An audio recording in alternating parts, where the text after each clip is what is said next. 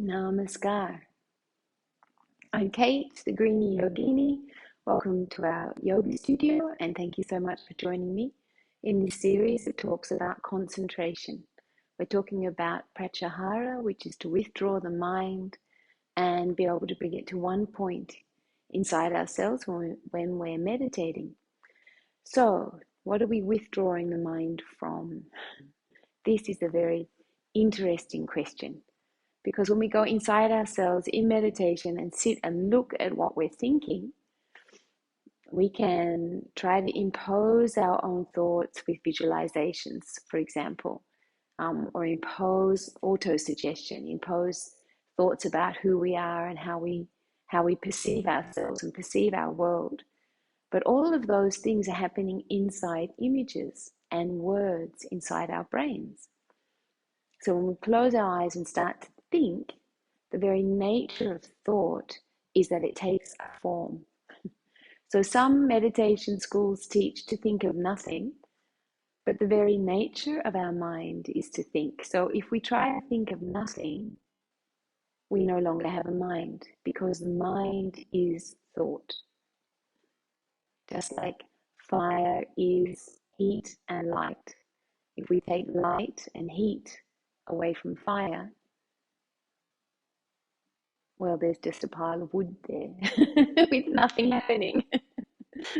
So, in the same way, if we take our visualization or our images and our words out of our mind,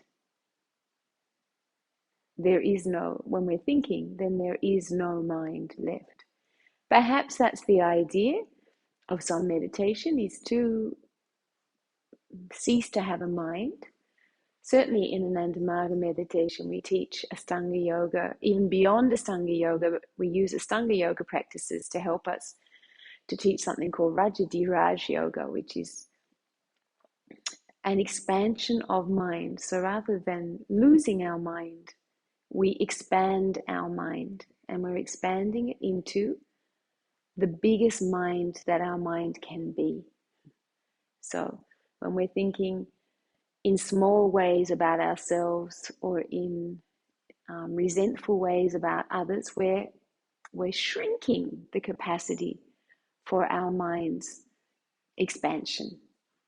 And when we're thinking with total benevolence towards ourselves and everything and everyone and every aspect of our lives, then we begin to expand our mind, because the feeling of love, compassion, benevolence, it grows other emotions and other thoughts inside ourselves. Whereas thinking in a mean-minded way or in a self-centered, selfish way, it keeps the mind shrinking and shrinking and shrinking. There's one story of a frog, and he's sitting down at the edge of the pond at the bottom of the garden. And this frog has the loudest voice, and he's sitting on the edge of the pond, and he's croaking away. And all other frogs use their voices to attract mates. All other frogs give up and they leave this pond.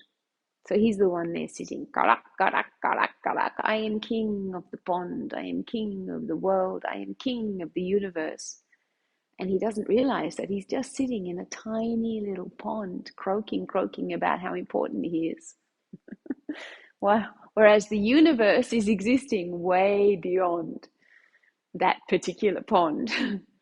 So that's what our human mind can be like. Once we get really absorbed in self-centeredness, we get up a puffed up ego about how much we own or how important we are and how others can't measure up to our self-importance, our greatness, not realizing that what we're occupying is just a tiny, tiny, tiny speck that is possible inside a vast universe of creativity, of infinity in terms of thoughts, ideas, expression. So what we want to do is, rather than lose our mind, so mind ceases to exist, in other words, cease our thinking, what we want to do is think the biggest thoughts we possibly can. expand our mind so that, like that cloud we talked about yesterday, it starts very small on the horizon. Our thoughts are just like a tiny little distant concept. And then as we start to know ourselves more and more and start to see the potential of ourselves, then that cloud begins to grow. And then when we identify our small self with the great self, that cloud, if you like, it starts to encompass everything. So it covers the entire sky. And that means that everything that falls within it and under it is held by that vastness of that sky. And that's the idea of the mind expanding. It's like a cloud that begins on the horizon and eventually gathers its strength and fills the entire sky above. So how do we do that? How do we start to expand the mind? The thing is, we have to, first of all, it's like a dichotomy. Before we can expand the mind, we first have to withdraw it from its small thinking. So what are we withdrawing it from? And why is that different from wiping the mind out? It means ceasing to have thought. So the thing is that our mind, in order to exist, in order to have a sense of self, my mind associates itself with the visions and the words, the images and the words or sounds that qualify myself. And the way I qualify myself is, I feel this is my home, this is my daughter, this is my husband, these are my foods, this is my job, this is my finances, this is my prestige or my standing in society, and these are my possessions, my car, my clothes, my shoes. So all of these things that we're talking about, they have color, form, shape, sound, smell. All of them we can touch, we can hear them. So what is it that our mind is working with? What's the palette? What's the color or the taste that we're using in this recipe called our life, or this painting called our life? There are things called tan matras. There are 5 tan matras. And the idea is that when the universe was first formed, the most subtle tan matra somehow burst itself into existence. In Western science, we call that the Big Bang. In some Eastern cultures, they call it the egg that cracked. The universe somehow began its self-expression. So what first emerged, and we do know this from looking at radioactive particles that come within the first few seconds of time, but we haven't been able to go before the beginning of time. But that first 13 million years, 13.6 million years, I think it is now, that's unfolded, and we can go back through time and space to see what happened. We see that there was an evolution of what we call the 10 matras. In science, we call them matter, if you like. We call them fundamental factors inside meditation. So the first was the most subtle, and that was actually time and space. So time and space unfurled in those first few seconds with tremendous energy.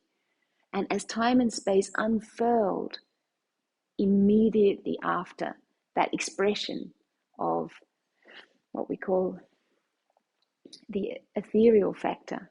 The ethereal factor is just what we're calling black matter, dark matter nowadays. It's the space that holds thought, ideas, but nothing's manifested in it.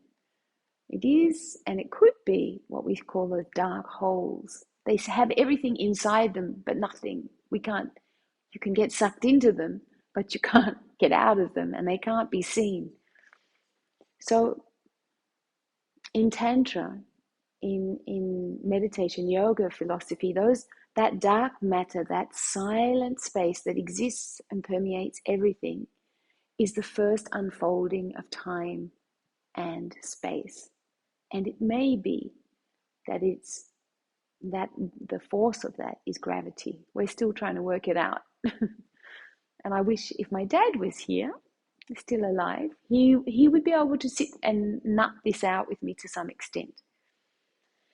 So as soon as time and space expand, straight away the aerial factor or the gases start to unfold. And this is where chemistry comes in, and we know that helium, hydrogen, eventually carbon, one after the other, the elements came into being and they expanded and then contracted. And as they contracted, another element was born. And the periodic table shows the unfolding of all those elements.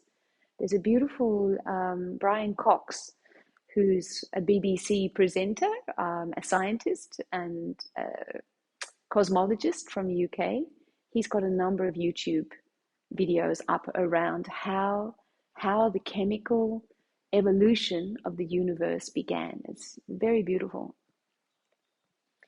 So as the chemicals then, which were gases basically, and we call them the aerial factor, as they evolved, we could see for the first time, or we could feel for the first time, a sense of touch.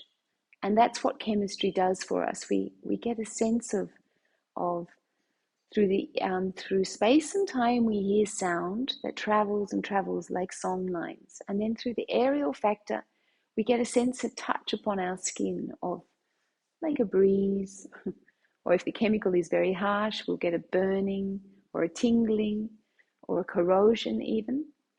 And so the sense of touch exists in those particles.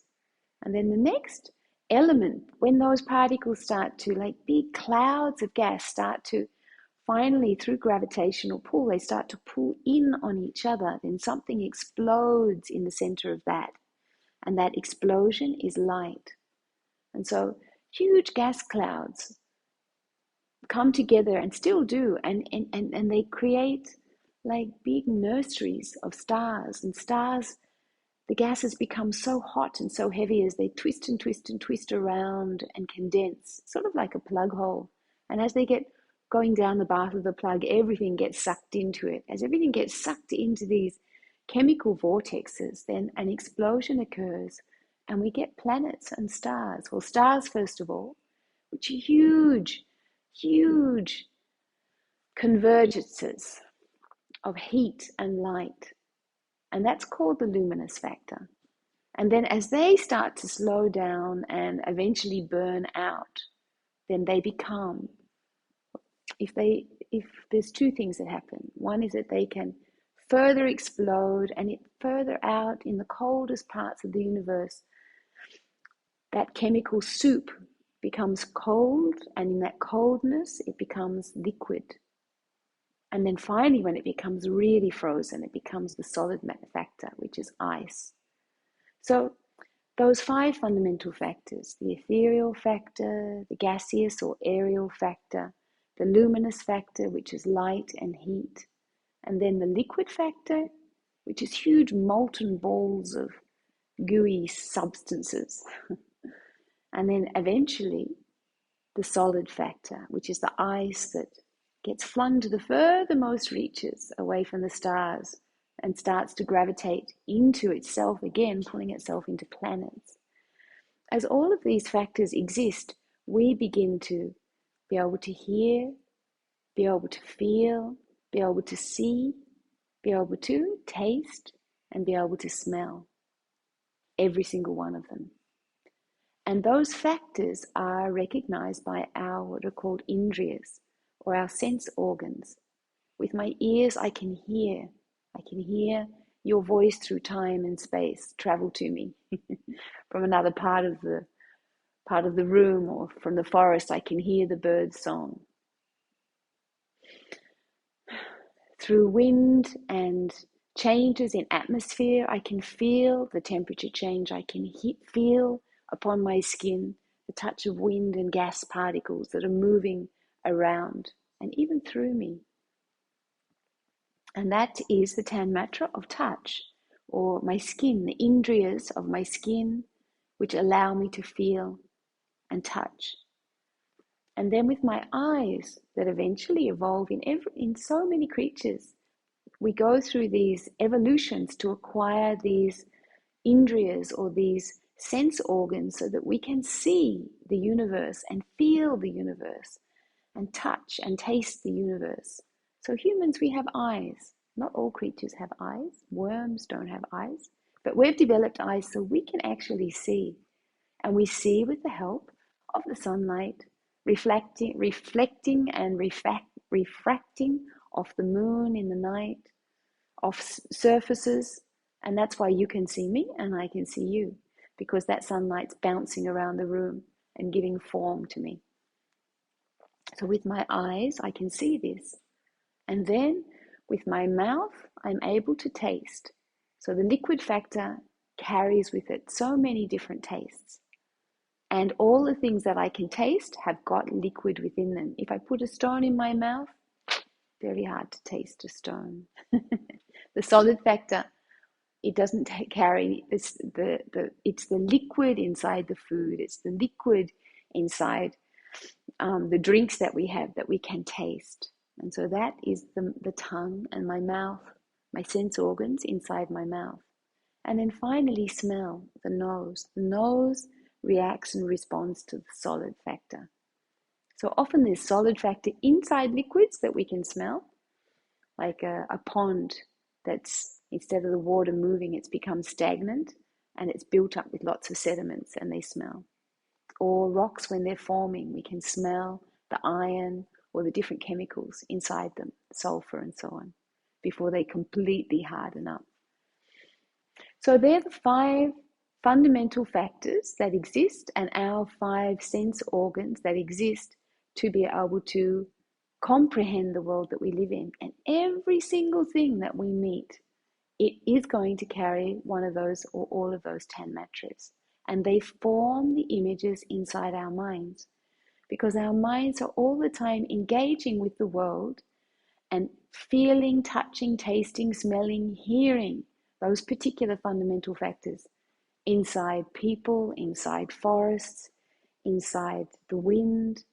And so we form, the information that we form is a reflection of all of those senses that we take in through our sense organs. And they form a shape, a color, a form inside the plate of our mind, inside our thinking. So when we're withdrawing our mind, we withdraw our mind from those senses.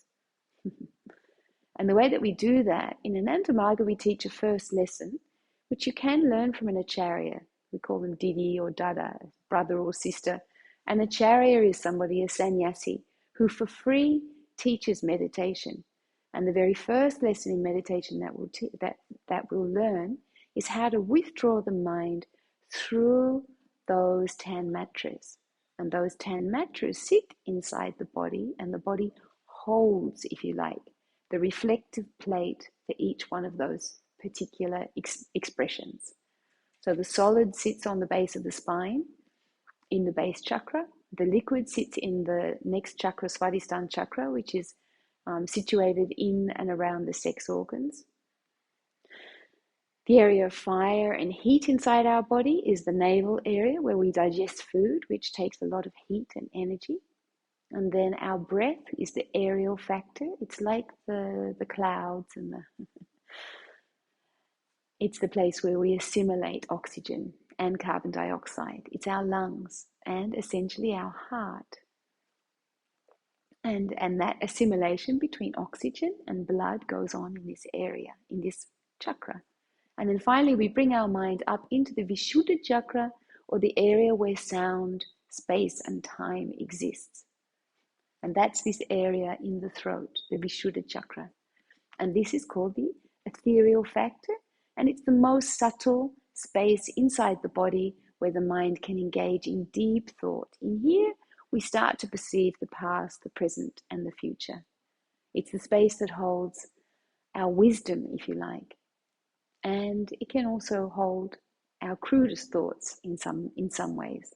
And then once we've withdrawn the mind through all of those factors, and we start to feel our mind at its most subtle, then we cross the threshold from the Vishuddha chakra into the Agya chakra, and we enter the realm of the cosmic pure thought. So the idea is that the cosmic mind starts to touch the material world in Anahat chakra, in the factor of the aerial factor, where the gases exist, so to speak. And then through space and time, inside ourselves, that cosmic mind is starting to take a greater form. And by the time we come to pure consciousness, where only thought really is perceived, this part of the body doesn't smell, doesn't taste, doesn't hear. That's all to do with the Indriyas, or the sense organs around or supporting this part of the mind. And this part of the mind is the bit that assimilates all that information, the sound, what we're seeing, what we're tasting, what we're smelling, what we're feeling, even feeling here. That gets all assimilated inside this chakra, or this energy center. And here is where we form the pictures and the words that our mind carries. And the idea when we meditate is we shut off all the Indriyas. So we turn our feet upwards, we put our palms upwards, we put the tongue to the roof of the mouth and shut the jaw gently. And then we can't cut off our smell, we can't cut off our hearing, but we internalize. As we go inside, we start to hear the sound of our mantra once we've withdrawn our mind through the body and brought it to one point. So that's the essence of Pratyahara, of how to come to concentration through withdrawal. And then once we've withdrawn the mind, it doesn't mean it stops thinking. What we do is we see our thoughts in the purest form, and we get so concentrated inside our thoughts that even if someone should touch me, even if there's a big noise outside, my mind stays disengaged from all of that. There might be a smell of breakfast cooking, but my mind barely, it maybe notices it, but it just engages that in the bigger concept of I am the cosmic mind. That vast, vast universe exists. I can touch, feel, taste, smell, hear anything or everything to some degree in this universe and beyond. And all of that can be perceived between this ear and this ear. This little stretch here is the biggest area, if you like, that the universe holds. Because between these two ears, our thoughts, infinite thoughts, exist in this much space. It's a very big concept. So when I take my mind in there and start to explore what those thoughts are, and then I start to disengage from the negative, small, self-centered thinking and engage my mind in the vast, cosmic, benevolent, loving, expansive thoughts, then my mind begins to expand beyond what I think I am. And in that space, we start to truly, truly know ourselves. To understand I am far, far greater than this tiny, small being. So let's have another go at that. I like each day to do a little bit of meditation with you. And we do use the mantra, Baba Nam Kevalam. So we'll sing that together. And the meaning of Baba Nam Kevalam, as I described in the first video, it means that only the thought, only the name, the thought, the identity of my deepest, innermost, dearest self exists throughout time, absolutely, and throughout all space. There is only one sound, one song that permeates everything, and that is the song of existence, of every single particle of this universe. And when all those particles join together into one vast existence, that is the song of Baba Nam Kevalam. So let's sing it for a moment and we'll do a few minutes meditation. Baba Nam Kevalam, Baba Nam Kevalam, Baba Nam Kevalam, Baba. Baba Nam Kevalam,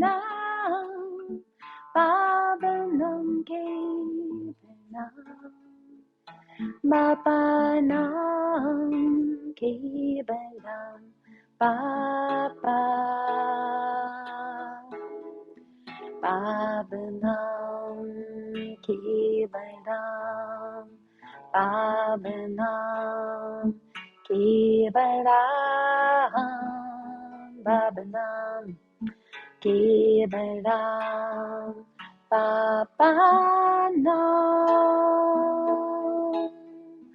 Babanam Kevalam Babanam Kevalam Babanam Kevalam Babanam Babanam Kevalam Babanam Babanam Kevalam Babanam Babanam Kevalam Babanam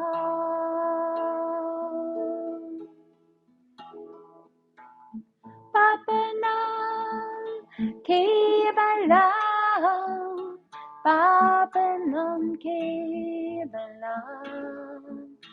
Babanam Kevalam Baba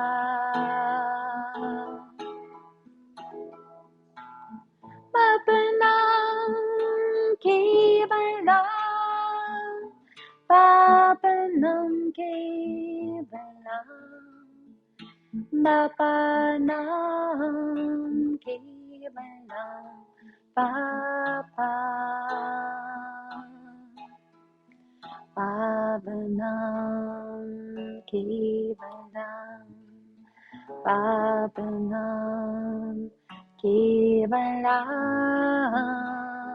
Babanam Kevalam Babanam Babanam Kevalam Babanam Babanam Kevalam Babanam Kevalam.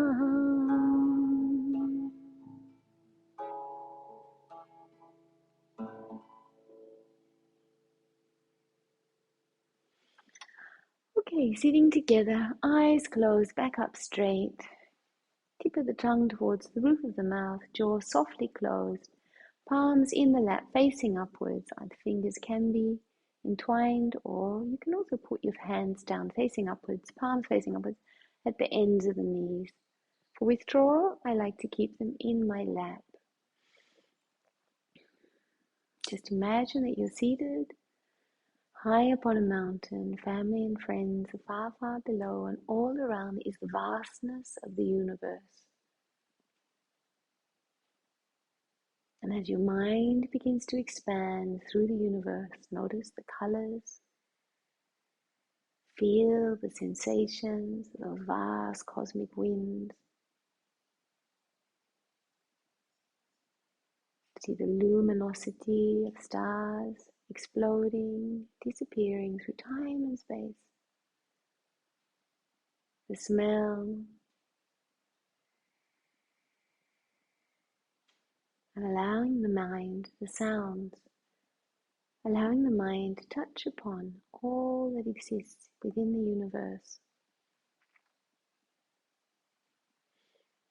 Imagine that everything, all color, all form, all taste or smell, all time, all space, is merging and dissolving itself into that cosmic mind that's creating the entire universe every minute. So that all begins to merge and dissolve, become one with that vastness. Until the only thought, the only entity in existence is this self that I occupy. And the feeling arises in the mind, the realization that only myself exists. This self, this being, this personality, this body, this mind is the only entity. And the universal mind is gazing upon only this self. Essentially, I am at the center of the universe.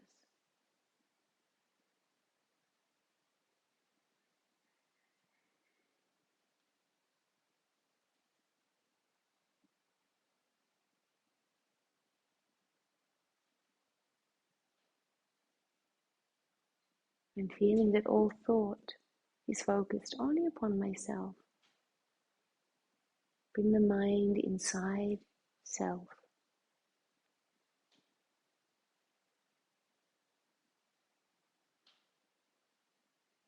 Notice the sensations inside the body, through the toes, through the legs, through the hips, through the lower torso, through the upper torso, through the throat, the face and the mind. Any sensation inside the body. Breathe light and warmth, acceptance and oneness into every part of the body that's holding sensation. Until finally the mind reaches one point.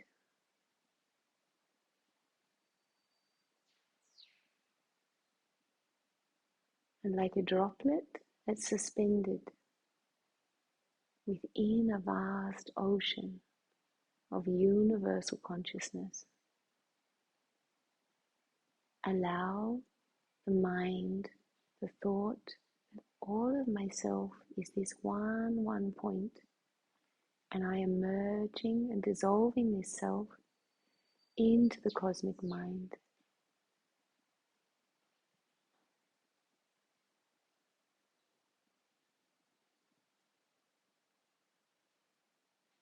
Feel the mind merge and dissolve into that ocean of cosmic oneness using the mantra, the thought, and the feeling Baba Nam Kevalam.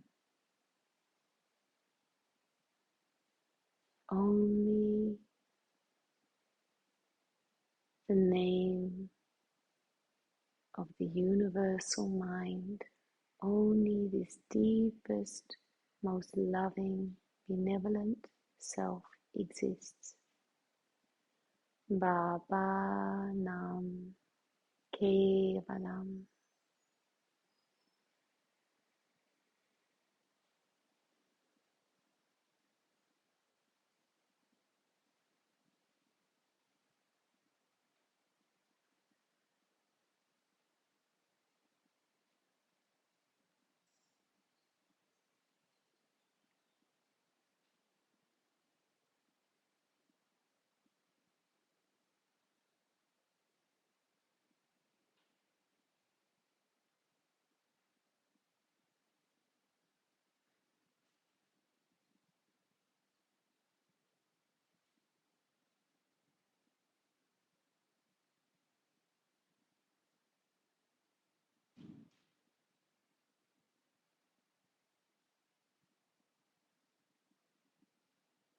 If your mind wanders to more thoughts, bring it back to the ocean of love and light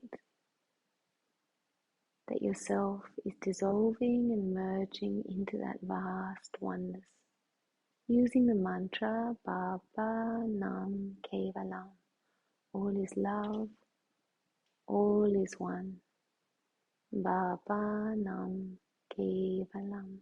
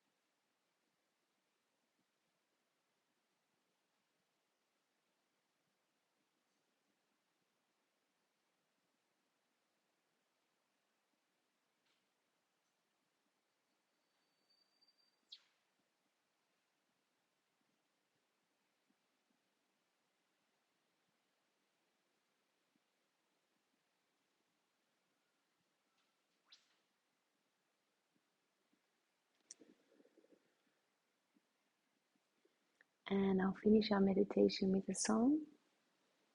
You can continue if you so choose.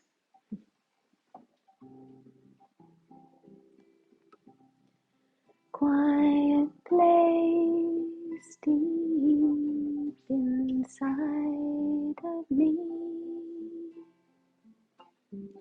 Feel the love all around me. I've never been alone since I've known there's a place where I can go, where love is all around. Since I've found how to hear that sweetest sound. Baba Nam, Baba Nam Kevalam.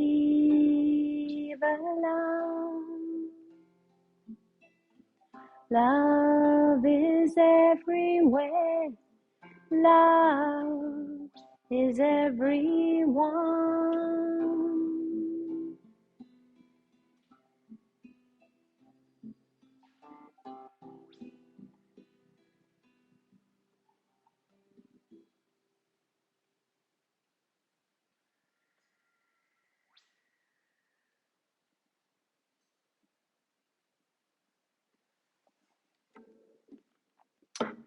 Namaskar. Thank you for joining me. I'm Kate, the Greenie Yogini. Please, if you like this channel, hit the subscribe button so that we can keep you updated. And I will be here each day doing another discourse on, at the moment, concentration, different aspects of yoga and meditation. So please press the like if you like what you're learning. Thank you. I'm Kate.